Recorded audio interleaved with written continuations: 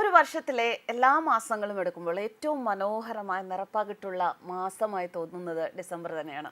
അതിൻ്റെ ഒരു പ്രധാന കാരണം എന്ന് പറയുന്നത് ഡിസംബർ മാസത്തിൽ വരുന്ന ആ ക്രിസ്തുമസ് എന്ന മനോഹരമായ ആഘോഷവും അതേ തുടർന്നുള്ള പുതുവർഷവും ഒക്കെ തന്നെയാണ്. വളരെ കളർഫുള്ളാണ് ക്രിസ്തുമസ് എന്ന് പറയുന്ന ആഘോഷം. ഇതെനിക്ക് മാത്രമല്ല എല്ലാവർക്കും തോന്നുന്ന ഒരു കാര്യമാണ് എന്ന കാര്യത്തിൽ യാതൊരു സംശയവുമില്ല. ഓർമ്മകൾക്ക് സുഗന്ധവും കാഴ്ചകൾക്ക് തിളക്കവും മനസ്സിന് മധുരവും സമ്മാനിക്കുന്ന മനോഹരമായ കാലമാണ് ക്രിസ്തുമസ്. മഞ്ഞിൻ്റെ കുളിര്, നക്ഷത്രങ്ങളുടെ തിളക്കം, പുൽക്കൂടിൻ്റെ പുതുമ, പാതിരാ കുർബാനയുടെ പവിത്രതയുടെ, തിരുപ്പിറവയുടെ, തിരുക്കർമ്മങ്ങളുടെ വഴികാട്ടിയായ താരകത്തിൻ്റെ, കേക്കിൻ്റെ മധുരത്തിൻ്റെ, കരോളിനായുള്ള കാത്തിരിപ്പിൻ്റെ, സാന്റയുടെ സഞ്ചില സമ്മാനം പോലെ അങ്ങനെ അങ്ങനെ അങ്ങനെ പലതും. കർമാനൂസിൻ്റെ എല്ലാ പ്രേക്ഷകർക്കും മനോഹരമായ ക്രിസ്തുമസ് ആശംസകൾ നേരുന്നു. ക്രിസ്തുമസ് എന്നാൽ ആഘോഷം മാത്രമല്ല, ത്യാഗത്തിൻ്റെയും സ്നേഹത്തിൻ്റെയും ഒക്കെ ഒപ്പം പങ്കുവെക്കലിൻ്റെയൊക്കെ കൂടി സമയമാണ്. പുതുലോകപ്പിറവിക്കായി രക്ഷകൻ പുൽക്കൂട്ടിൽ പിറന്ന വിവരം അറിഞ്ഞ് ആദ്യം എത്തിയ ആട്ടിടയർക്ക് വഴികാട്ടിയായത് ആകാശത്തുദിച്ചുയർന്ന ഒരു നക്ഷത്രമായിരുന്നു. ആ ഓർമ്മകളാണ് ക്രിസ്തുമസ് നാളുകളിൽ വീടുകളിൽ നക്ഷത്ര വിളക്കുകളായി പരിണമിച്ചത്.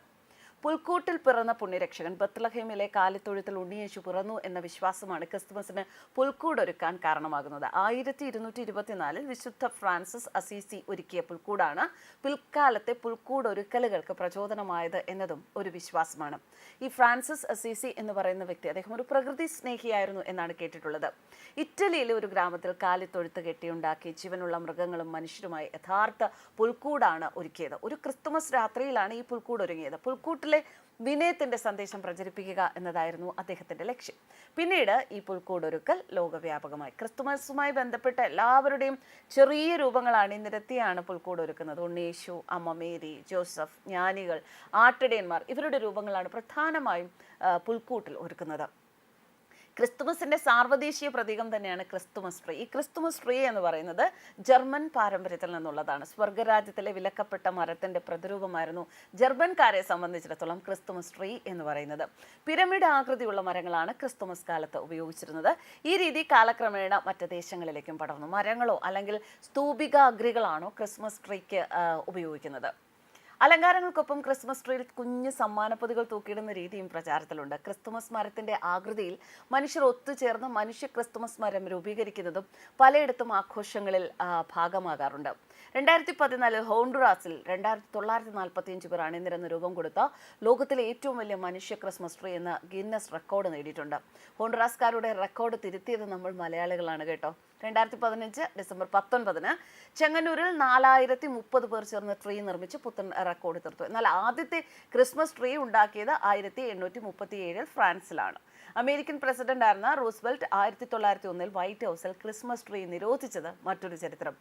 അതിന് പിന്നിൽ മരങ്ങൾ വെട്ടുന്നതിനോടുള്ള എതിർപ്പായിരുന്നു. ഇനി ക്രിസ്തുമസിൻ്റെ ഏറ്റവും പ്രധാനപ്പെട്ട അട്രാക്ഷൻ എന്ന് പറയുന്നത് സാന്താക്ലോസ് തന്നെയാണ്. ചുവന്ന കുപ്പായവും കുറുമ്പൻ തൊപ്പിയും അണിഞ്ഞ് റെയിൻഡിയറുകൾ വലിക്കുന്ന വണ്ടിയിൽ മായാത്ത ചിരിയുമായി എത്തുന്ന സുന്ദരനായ അപ്പൂപ്പൻ. നരച്ച താടിയും മുടിയുമുള്ള നമ്മുടെ ഈ ക്രിസ്മസ് അപ്പൂപ്പൻ ക്രിസ്മസ് നാളുകളിൽ കുട്ടികൾക്കുള്ള സമ്മാനങ്ങൾ വീടിൻ്റെ ചിമ്മിനിയിലൂടെ ഇട്ടുകൊടുക്കും എന്നതാണ് ഒരു ഐതിഹ്യം. അതുകൊണ്ട് തന്നെയാണ് ലോകമെമ്പാടുമുള്ള കുട്ടികൾ സാന്റയുടെ സമ്മാനം കാത്തിരിക്കുന്നത്.